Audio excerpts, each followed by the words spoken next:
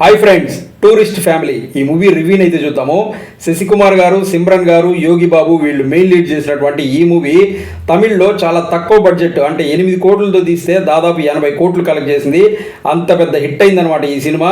So ఇప్పుడైతే ఈ movie మనకు ఓటీటీలోకి అయితే వచ్చేసింది, జియో హాట్స్టార్లో స్ట్రీమ్ అవుతుంది.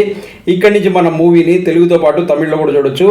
నేనైతే మూవీని తెలుగులో చూశాను. ఇక్కడే మూవీ చూసిన తర్వాత ఎలా ఉంది అంటే, సో కొన్ని మూవీస్ అనేటివి మనం చూసినప్పుడు అందులో ఉన్నటువంటి ఆ ఫీల్ ఏదైతే ఉందో అది మనకు చాలా రోజుల వరకు గుర్తుండిపోతుంది అనమాట.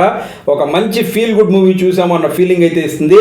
సో అటువంటి ఒక ఫీల్ గుడ్ మూవీనే ఈ టూరిస్ట్ ఫ్యామిలీ అని చెప్పొచ్చు. సో ఇందులో ఉన్నటువంటి కామెడీ కావచ్చు, ఇందులో ఉన్నటువంటి సెంటిమెంట్ కావచ్చు, ఇందులో ఉన్నటువంటి ఒక చిన్న మెసేజ్ కావచ్చు, ఇవన్నీ కనుక చూసుకున్నట్లయితే మనకు డైరెక్టర్ ఒక చిన్న పాయింట్ అనుకున్నారు, దాన్ని డెవలప్ చేసి ఒక మంచి స్టోరీగా అయితే తీశారు. దాన్ని చూపించే విధానం కనుక చూసుకున్నట్లయితే మన మూవీ చూస్తున్నంతసేపు మనకి ఎక్కడ కూడా అసలు ఏదో ఒక సినిమా చూస్తున్నాం అన్న ఫీలింగ్ కాకుండా రియల్ స్టోరీ చూస్తున్నాం అన్న ఫీలింగ్ లాగా అయితే మనకు అనిపిస్తుంది. ఆ విధంగా అయితే ప్రజెంట్ చేశారని చెప్పొచ్చు. సో అందుకే ఈ మూవీ చూసిన తర్వాత మన సూపర్ స్టార్ రజనీకాంత్ గారు కానివ్వండి, రాజమౌళి గారు కానివ్వండి, ఒక మంచి ఫీల్ గుడ్ మూవీ చూసాము, చాలా రోజుల తర్వాత ఒక మంచి మూవీ చూసామని చెప్పేసి వాళ్ళైతే ఈ టీంని మొత్తం అభినందించారనమాట. అటువంటి ఒక మూవీ ఇదని చెప్పొచ్చు. సో డైరెక్టర్ అయితే ఒక చిన్న పాయింట్ అనుకున్నారు, ఆ పాయింట్ ని డెవలప్ చేసి ఒక మంచి మూవీగా తీశారని చెప్పొచ్చు. ఈ స్టోరీ ఏంటి అనేది కనుక చూసుకున్నట్లయితే, శ్రీలంకలో ఉన్నటువంటి ఒక ఫ్యామిలీ, హస్బెండ్, వైఫ్, వాళ్ళిద్దరు పిల్లలు, వీళ్ళు నలుగురు అక్కడ జరిగినటువంటి కొన్ని ప్రాబ్లమ్స్ వల్ల శ్రీలంకలో ఉండలేక అక్కడి నుంచి ఇండియాకి అయితే వచ్చేస్తారు. ఇది కూడా వీళ్ళు దొంగతనంగా ఇండియాకి అయితే రావడం జరుగుతుంది. ఇక్కడికి వచ్చిన తర్వాత ఇండియాలో ఉన్నటువంటి వాళ్ళ బంధువు ఒక అతను వీళ్ళని తీసుకెళ్లి ఒక దగ్గర అయితే పెడతాడు. వీళ్ళు అక్కడికి వెళ్ళిన తర్వాత వాళ్ళ పనులు వాళ్ళు చేసుకుంటూ ఆ ఏరియాలో ఉన్న వాళ్ళందరి దగ్గర కూడా మంచోళ్ళు అనిపించుకుంటూ బాగా సెటిల్ అయితే అయిపోతారు అనమాట. సో ఇక్కడ వీళ్ళు ఇలా ఉంటే ఎప్పుడైతే వీళ్ళు ఇండియాకి అనేది వస్తారో, వీళ్ళు వచ్చినప్పుడే అక్కడ మనకు ఒక దగ్గర ఒక బాంబ్ బ్లాస్ట్ అనేది జరుగుతుంది అనమాట. ఆ బాంబ్ బ్లాస్ట్ చేసింది ఎవరంటే ఒక శ్రీలంకన్ ఫ్యామిలీ అనేసి అయితే పోలీసు వాళ్ళు ఇన్వెస్టిగేషన్లో తెలుసుకుంటారు. అది చేసింది ఎవరంటే ఈ ఫ్యామిలీ అనేసి వాళ్ళకి డౌట్ అనేది రావడం జరుగుతుంది. సో అందుకోసమే పోలీస్ అయితే వీళ్ళ కోసం వెతుక్కుంటూ వీళ్ళ దగ్గరికి రావడం జరుగుతుంది. సో పోలీసు వాళ్ళు వీళ్ళ దగ్గరికి వచ్చిన తర్వాత ఏం జరిగింది, అసలు ఎందుకు ఆ బాంబ్ బ్లాస్ట్కి వీళ్ళకు ఉన్నటువంటి కనెక్షన్ ఏంటి, ఆ బాంబ్ బ్లాస్ట్ వీళ్ళు చేశారా లేదా, వీళ్ళు శ్రీలంక నుంచి ఇక్కడికి ఎందుకు వచ్చేసారు అనేది మనం మూవీలో చూడాల్సి ఉంటుంది అనమాట. సో ఇది స్టోరీ.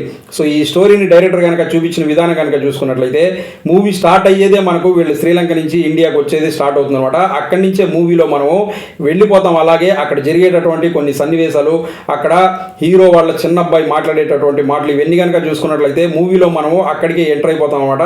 అలాగే మనకు ఎండ్ పాయింట్కి వచ్చేసరికి అక్కడ కూడా మనకు అక్కడ జరిగేటటువంటి సన్నివేశాలు అవి చూస్తే చాలా బాగుంటాయి అనమాట. అంటే మనం ఒక మూవీ చూసామన్న విధంగా కాకుండా మన ఇంటి పక్కింట్లో జరిగేటటువంటి సన్నివేశాలు, లేకపోతే మనకు జరిగినటువంటి సన్నివేశాలు, ఈ విధంగా అయితే ఒక మంచి స్టోరీ రాసుకొని డైరెక్టర్ అయితే చూపించాడని చెప్పొచ్చు. ఫస్ట్ హాఫ్ అంతా కూడా మనకు చాలా స్పీడ్గా ఉంటుంది, సెకండ్ హాఫ్ కూడా మనకు అసలు మూవీ ఏం టైమే తెలియదు అనమాట, అంత బాగా అయితే ఉంటుంది. అలాగే ఇందులో మనకు ఓన్లీ సెంటిమెంట్ మాత్రమే ఉందా అంటే అది ఒక్కటే కాదు, కామెడీ కూడా ఉంటుందన్నమాట. ఉన్నది వీళ్ళు నలుగురే అయినా ఆ కామెడీ అనేది సూపర్గా చేశారని చెప్పొచ్చు. అలాగే క్లైమాక్స్లో మనకు ఒక మంచి మెసేజ్ కూడా ఉంటుందన్నమాట. సో ఈ విధంగా అయితే డైరెక్టర్ ఒక సింపుల్ స్టోరీ అనుకొని దాన్ని ప్రేక్షకులందరికీ బాగా నచ్చే విధంగా అయితే చూపించారని చెప్పొచ్చు. సో డైరెక్టర్ ఏదైతే చెప్పాలనుకున్నారో దాన్ని 100% ప్రజెంట్ చేశారని చెప్పొచ్చు. పర్ఫార్మెన్స్ పరంగా మాట్లాడుకున్నట్లయితే యాక్టర్స్ది ఇందులో మనకు శశికుమార్ గారు మెయిన్ లీడ్ చేశారు. ఆయన క్యారెక్టర్ అయితే చాలా చాలా బాగుంటుంది. ఒక రకంగా చెప్పాలంటే మనకు మన రేలంగి మామయ్య అయితే అందరు గుర్తుంటారు కదా, ఆయన క్యారెక్టర్ లాగా అయితే ఉంటుంది. ఈ క్యారెక్టర్కి అయినా 100% జస్టిఫికేషన్ అయితే చేశారని చెప్పొచ్చు. అలాగే సిమ్రన్ గారు కూడా ఆ క్యారెక్టర్కి 100% అయితే సెట్ అయ్యారు. అలాగే వీళ్ళిద్దరు కొడుకులుగా చేసిన వాళ్ళల్లో చిన్న కొడుకు క్యారెక్టర్ అయితే సూపర్గా ఉంటుంది, అతని కామెడీ చాలా చాలా బాగుంటుంది. అలాగే యోగి బాబు క్యారెక్టర్ కూడా చాలా బాగుంటుంది, ఆయన చేసిన విధానం కూడా బాగుంటుంది. అలాగే కెమెరా కూడా మనకు చాలా బాగుంటుంది.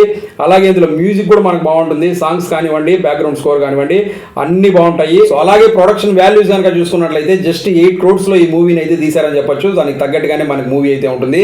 సో ఓవరాల్గా ఈ టూరిస్ట్ ఫ్యామిలీ మూవీ ఎలా ఉంది అంటే, మీకు గనక సెంటిమెంటల్ మూవీస్, కామెడీ మూవీస్ నచ్చుతాయి అనుకుంటే ఈ మూవీని మీరైతే చూడండి, మీకైతే ఖచ్చితంగా నచ్చుతుంది.